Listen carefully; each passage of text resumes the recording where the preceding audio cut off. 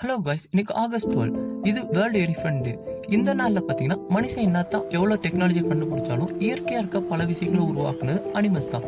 அது முக்கியமாக எலிஃபென்ட் பார்த்தீங்கன்னா ஒரு காடையை உருவாக்குமா.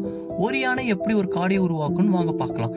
ஒரு யானை ஒரு நாளைக்கு 200லேருந்து 250 கிலோ உணவாக எடுத்துக்குது. இதில் பார்த்தீங்கன்னா 10% விதையாகவும் 90% உரமாகவும் இருக்கு.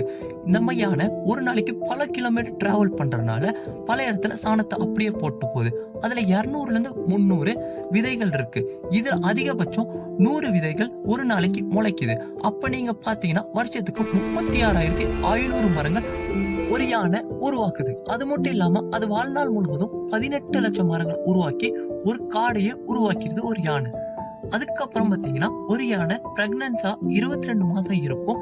4 குட்டிகளை போடும். அந்த 4 குட்டியும் வளர்ந்து ஒரு பெரிய பெரிய காடை உருவாக்கி இப்ப நம்ம பாக்குற எல்லா காடுமே யானையினால் உருவாக்கப்பட்ட காடா தான் இருக்கு. ஆனா நம்ம மனுஷங்க காடு எல்லாத்தையும் அழிச்சுக்கிட்டே வரோம், நம்ம உருவாக்குன மாதிரி. இப்ப நடந்த வயநாடு ஃபிளட்லயும் நீங்க பாத்தீங்கன்னா அந்த ஃபிளட்ல தப்பிச்சு போன 3 பேரு ஒரு ஃபாரஸ்ட்குள்ள போறாங்க. அங்க பாத்தீங்கன்னா 3 யானைகிட்ட மாட்டிடுறாங்க. அங்கேயும் என்னால உயிர் தப்பிக்குவேன்னு நினைக்கும் பொழுது அந்த இடத்துல ஒரு யானை இவங்களுக்கு ஹெல்ப் பண்ணுது.